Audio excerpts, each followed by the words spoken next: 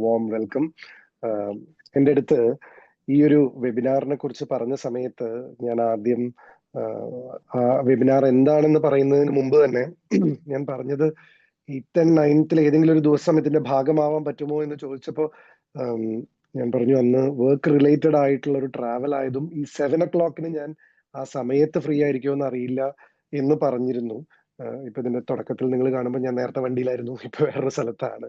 പക്ഷെ വെബിനാർ എന്തിനെ കുറിച്ചാണ് എന്ന് പറഞ്ഞു കഴിഞ്ഞപ്പോൾ ഞാൻ ആദ്യം തന്നെ പറഞ്ഞത് നോക്കണ്ട, ഞാൻ അവൈലബിൾ ആയിരിക്കും ആ സമയത്ത് എവിടെയാണെങ്കിലും. ചിലപ്പോ ഒരു പക്ഷേ ഞാൻ വണ്ടിയിൽ ഇരുന്നിട്ടായിരിക്കും ഇത് അറ്റൻഡ് ചെയ്യുക, പക്ഷേ എനിക്ക് ഇതിന്റെ ഭാഗമാവണം എന്ന് ഞാൻ അങ്ങോട്ട് റിക്വസ്റ്റ് ചെയ്യുകയാണ് ചെയ്തത്. കാരണം I found it very relevant also. കാരണം അപ്പോൾ first of all big thank you to all the associations behind this. ഇപ്പോൾ IRIA ആണെങ്കിലും സ്വസ്തി ആണെങ്കിലും ഞങ്ങളുടെ സ്വന്തം അമ്മയാണെങ്കിലും this is a very relevant ആയിട്ടുള്ളൊരു ഒരു ഇനീഷ്യേറ്റീവ് ആണ്. ഇപ്പൊ ഇതിനകത്ത് നമ്മൾ പറയുന്ന ബ്രസ്റ്റ് ക്യാൻസർ അവയർനെസ് മന്തും അതുപോലെ തന്നെ ഗ്ലോബൽ പ്രിവെന്റീവ് ഓൺകോ സബ്മിറ്റിന്റെ കർട്ടൻ റേസറും, ഇത് രണ്ടും പറയുമ്പോൾ ഇതിനകത്ത് ഇൻട്രസ്റ്റിംഗ് ആയിട്ടുള്ള രണ്ട് ടാഗ് വേർഡ്സ് ആയിട്ട് എനിക്ക് തോന്നിയത് ഒന്ന് അവയർനെസ്, ഒന്ന് preventive. And that is what it is all about എന്ന് എനിക്ക് തോന്നുന്നു. എസ്പെഷ്യലി സ്ത്രീകളുടെ കാര്യത്തിൽ എനിക്ക് എപ്പോഴും തോന്നിയിട്ടുള്ളത് എന്താന്ന് വെച്ച് കഴിഞ്ഞാൽ ദേ ആർ വെരി സെൽഫ്ലെസ്. ഈ കെയറിങ് എന്ന് പറയുന്നത് അവരുടെ ഒരു ആട്രിബ്യൂട്ട് ആണ്. അതുകൊണ്ട് തന്നെ ഈ കെയറിങ്ങിനോടൊപ്പം തന്നെ സെൽഫ്ലെസ്നെസ്സും ഇത്രയധികം വരുമ്പോൾ സ്വന്തം കാര്യം നോക്കൽ വളരെ കുറവാണ്. എപ്പോഴും ആളുകളെ കെയർ ചെയ്യുക എന്ന് പറയുന്നത് ഒരു ഫെമിനിൻ നേച്ചർ അത്രയും പ്രോമിനന്റ് ആവുമ്പോൾ sometimes they go to that extent where സ്വന്തം കാര്യം നോക്കൽ എന്ന് പറയുന്നത് ഏറ്റവും ലാസ്റ്റ് കാര്യമായിട്ട് വരുന്ന ഒരു അവസ്ഥയിലേക്ക് അവരെത്തുന്നു. അങ്ങനത്തെ സമയത്ത് ഇതുപോലെയുള്ള ഇനീഷ്യേറ്റീവ് വളരെ ഇമ്പോർട്ടന്റ് ആണ്. ഇപ്പൊ ചെറിയൊരു കാര്യം പറഞ്ഞില്ല, നമ്മൾ ക്യാൻസർ വരെ ഒന്നും എത്തണ്ട. എനിക്ക് തോന്നിയിട്ടുള്ള ഒരു കാര്യം, ഇപ്പൊ ബ്ലഡ് ടെസ്റ്റ് ചെയ്യുക എന്ന് പറയുന്ന ഒരു കാര്യം വരുമ്പോ പലപ്പോഴും ഞാനടക്കമുള്ള ആളുകൾ ചോദിക്കാറുണ്ട്, എന്തിനാണ് ഒരു ബ്ലഡ് ടെസ്റ്റ് ചെയ്യുന്നത്, അതിനിപ്പോ നമുക്ക് ഒന്നും അതിന്റെ ആവശ്യമുണ്ടോന്ന്.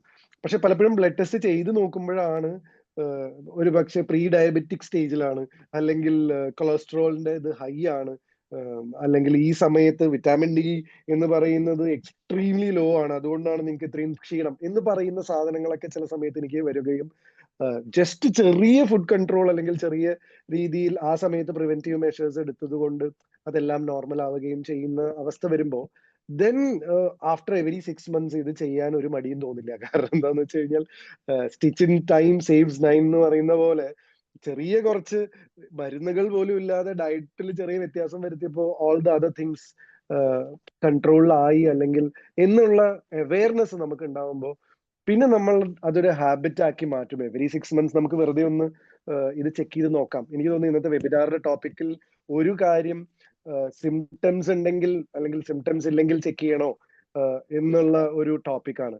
അതേപോലെ റെലവെന്റ് ആയിട്ട് തോന്നുന്ന എനിക്ക് വേറൊരു കാര്യം എന്താണെന്ന് അറിയോ, ഇപ്പൊ പലപ്പോഴും ബ്ലഡ് ചെക്ക് ചെയ്യാൻ പറയുമ്പോൾ അല്ലെങ്കിൽ ഇതുപോലെ ടെസ്റ്റ് ചെയ്യാൻ പറയുമ്പോൾ ആളുകൾ ചോദിക്കുന്നത്, ഇപ്പൊ നമ്മൾ സമാധാനത്തോടെ ഇരിക്കുകയാണ്, ഇനി ടെസ്റ്റ് ചെയ്ത് വല്ലതും ഉണ്ടെങ്കിലോ എന്നുള്ള പേടി കാരണവും ആളുകൾ ടെസ്റ്റ് ചെയ്യാതിരിക്കുന്ന, അങ്ങനെ പല പല കാരണങ്ങളാണ് for people not to do this എന്ന് പറയുന്നത്. അപ്പൊ പലപ്പോഴും and I have realise that ഇപ്പൊ എനിക്ക് നമ്മുടെ ഡോക്ടർ സുഹൃത്തുക്കളുടെ അടുത്തുനിന്നും ഒക്കെ ഞാൻ മനസ്സിലാക്കിയ ഒരു കാര്യം, അല്ലെങ്കിൽ പല അനക്ഡോട്ട്സും നമ്മൾ കേൾക്കുമ്പോൾ നമ്മൾ മനസ്സിലാക്കുന്നത് എന്താ വെച്ചാൽ, ഈ ക്യാൻസർ പോലെയുള്ള അസുഖങ്ങൾക്ക് പ്രത്യേകം ചിലതിന് പ്രത്യേകിച്ച് സിംറ്റംസ് പോലും ഇല്ല, 4th സ്റ്റേജിലൊക്കെയാണ് അറിയുന്നത്, അപ്പോഴേക്കും it's to late.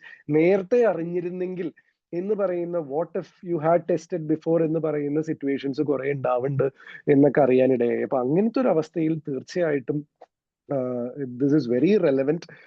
So once again ഒരു big round of applause and അഭിനന്ദനങ്ങൾ ടു ദ ഹോൾ അസോസിയേഷൻ ഇങ്ങനെ ഈ ഒരു ഇനീഷ്യേറ്റീവ് എടുത്ത്. എനിക്ക് തോന്നുന്ന അമ്മ അസോസിയേഷനിൽ മെജോറിറ്റി എന്ന് പറയുന്നത് സ്ത്രീകളാണ്. മാത്രമല്ല ഇപ്പൊ ഞങ്ങളുടെ ഇലക്ഷൻ കഴിഞ്ഞപ്പോൾ അതിന്റെ ശക്തി കൂടി, അസോസിയേഷന്റെ വെൽ ബാലൻസ്ഡ് അല്ലെങ്കിൽ തലപ്പത്ത് ഇരിക്കുന്നതൊക്കെ സ്ത്രീകളാണ്. And I think this is the first major initiative after ഇലക്ഷനൊക്കെ ശേഷമുള്ള ഒരു മേജർ ഇനീഷ്യേറ്റീവ് ആണ് from the core team. And അതൊരു പ്രശംസനീയം തന്നെയാണ്.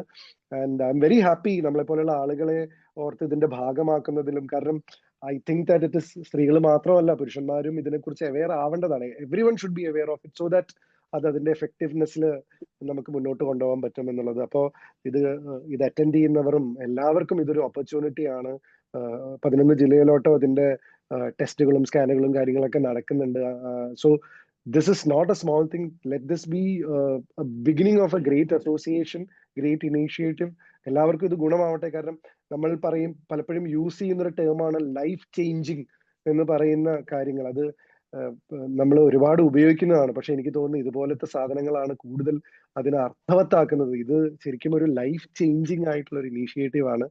And once again congratulations. And ഈ ഒരു ഇനീഷ്യേറ്റീവിന്റെ ഭാഗമായ IRIA, സ്വസ്തി, അമ്മ, നമുക്ക് ഒരുപാട് അഭിമാനമുണ്ട് നമ്മുടെ അസോസിയേഷൻ ഇങ്ങനത്തെ ഇനീഷ്യേറ്റീവ്സിന്റെ ഭാഗമാവുന്നു എന്നുള്ളതിൽ. സോ ഇത് കൂടുതൽ ഫ്രൂട്ട്ഫുൾ ആവട്ടെ. ഇന്നിപ്പോ വെബിനാറിന്റെ ഭാഗമായിട്ട് അതിന്റെ ടെക്നോളജിയെ കുറിച്ചും അതിന്റെ പുതിയ നൂതനമായ കാര്യങ്ങളെ കുറിച്ചും, ഇൻഫാക്ട് AI വെച്ചിട്ടുള്ള ഫോർകാസ്റ്റിനെ കുറിച്ചൊക്കെ ഡോക്ടേഴ്സ് സംസാരിക്കുന്നു, പ്രതീക്ഷിക്കുന്നു. So thank you so much. ഞങ്ങളെ കൊണ്ടാവുന്ന രീതിയിൽ ആസ് സെലിബ്രിറ്റീസ് എങ്ങനെയാണ് ഇത് ആളുകളിലേക്ക് എത്തിക്കാൻ പറ്റുന്നത്, ഞങ്ങൾ അത് ശ്രമിച്ചുകൊണ്ടേയിരിക്കാം. സോ ഒഫീഷ്യലി, ഔപചാരികമായിട്ട് ഈ ഒരു വെബിനാർ ഞാൻ ഉദ്ഘാടനം ചെയ്യുന്നു. ഇത് എല്ലാവർക്കും ഗുണമാവട്ടെ.